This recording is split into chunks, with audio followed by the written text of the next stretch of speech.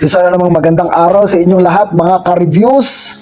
In this video guys ay sisilipin natin yung ating investment dito kay Fidelity sa 8 days natin dito no sa ating tatlong plan dito sa Fidelity. Nag-invest tayo rito guys for 8 days na ngayon. So sisilipin natin kung paying pa rin ba siya guys for 8 days mula nung sumali tayo rito. So nandito na tayo sa Fidelity app. Punta lang tayo sa wallet. As you can see guys, meron tayong balance na 512.50, no? Withdraw balance. Anytime pwede natin yung withdrawin. Punta tayo sa ating order. Ito yung mga na-order natin guys. As I have shared to you last previous videos guys, na-share ko na to sa inyo, no? Sa unang plan natin dito for 35 days. For 6 days guys, ay nagkaroon na tayo ng 744. At itong sa gitna guys na daily plan ay expired na ito guys, no? Na-reach na natin yung 5 days. So nag-accumulate na siya ng 750.20 which is a total income. Na-reach na natin yan. Na-withdraw na natin yan guys. So as for now, wala pa tayong daily, no? Wala pa tayong daily plan na sinalihan. At itong pangatlo sa baba, 310 din to for 35 days. So sa 7 days niya guys ay pang 7 days pa lang pala tayo guys, hindi 8 days, no? So sa 7 days niya mayroon na tayong 868. So itong dalawa na to sa taas saka sa baba, naka-lock into siya ng 35 days. So yung isa pang 6 days at yung isa pang 7 days na natin. So mawi-withdraw lang natin yan dahil naka-lock in siya after 35 days guys. So tingnan natin dito sa ating balance. Nagkaroon tayo ngayon ng balance na 512. Tingnan natin kung saan ito galing. Dahil yung ating investment ay 35 days naka-lock in. So nagkaroon pa rin tayo rito ng withdrawable balance guys na 512. Silipin natin. Malamang ito ay galing sa ating commission. Click natin itong commission guys. Ayan. Sa date na yon, April 9, nagkaroon tayo ng commission na 77.50. April 9, may 10 pesos. Yung pangatlo, April 9 din, meron tayong 325 na commission. So 325, 10 pesos, saka 77.50. Kung tingnan natin dito sa rewards ulit, meron din ditong April 9, meron pa tayong additional na 100, no? Yan yung mga commission natin guys. Pag tayo ay nag-i-invite, no? Or if somebody na mag-register dun sa link natin ay makakatanggap tayo ng mga ganitong commission. So tingnan tayo sa balance, no?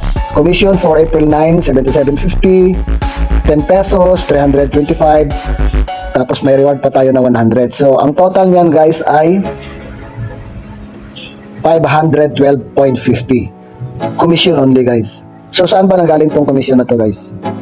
So ang commission natin guys nanggaling yan dito sa first level guys, no? Sa first level guys 25%, no? Sa second level 3%, sa third level 1%. Ibig sabihin yan guys, sa first level natin kung magkano yung plan niya na, no? Magkano yung plan niya guys na binili, no? 25%, no? Let's say halimbawa 500 dito guys, no? Nag-invest siya ng 500, no? Ito 500 310, no? Nag-invest siya ng 310, may 25% ka dyan. Kung nag-invest siya, dito siya nag-buy sa 1,300, may 25% ka dyan guys.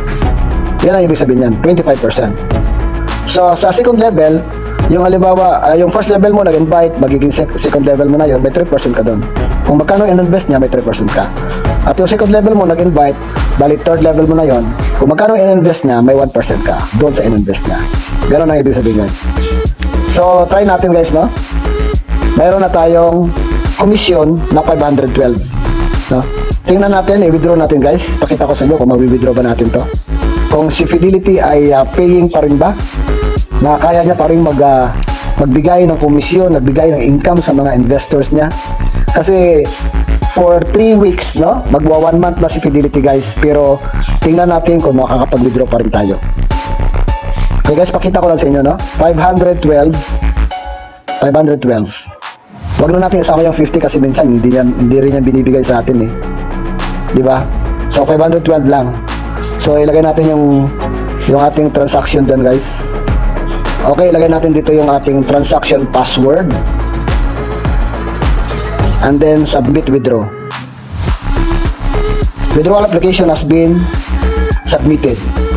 So tingnan natin sa records niya. Ayan guys, 0.50 na lang yung natira. Tingnan natin dito sa commission, click natin. Punta tayo dito sa withdraw. Okay, nakapag-withdraw tayo ngayon, no? 512. Amount received ay 481.28. Tingnan natin sa GCash natin kung pumasok na ba yung 481.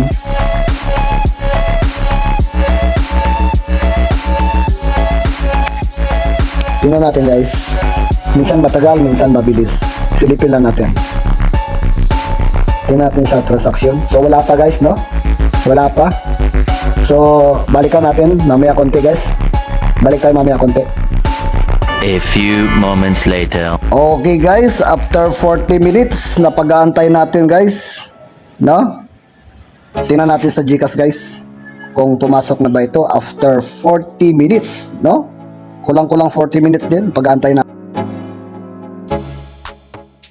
Ayun guys, open natin yung GCash natin.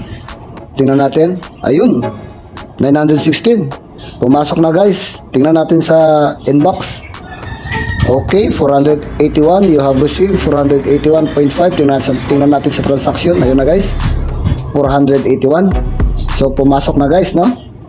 So kung titingnan natin, nakapag-withdraw na tayo ngayon guys. Pumasok na sa ating GCash, no? Andyan na yung balance natin.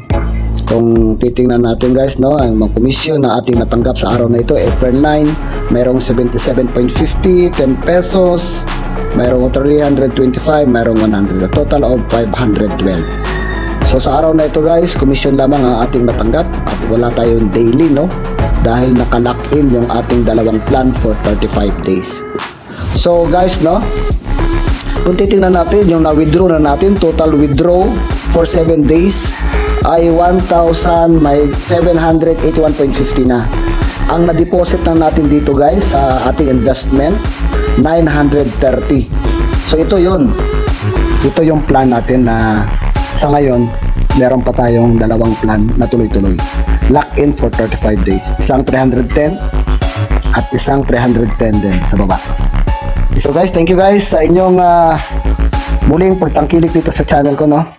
At kung interesado kayo guys na mag-join dito, no, mag-invest dito kay Fidelity, meron akong link dyan sa description ng video na to or doon sa message guys, nakapin doon sa message box. At kung interesado ka sa ganitong klaseng kitaan, I encourage you to like, share, and subscribe ka dito sa aking channel para ma-update ka sa mga actual na withdrawal natin, kung paying pa rin ba to o kumikita pa rin ba tayo rito, at sa iba pang tutorials guys na pwedeng makapagbigay sa inyo ng information or guide, no, para sa mga ganitong klaseng platform. Thank you guys and maraming salamat.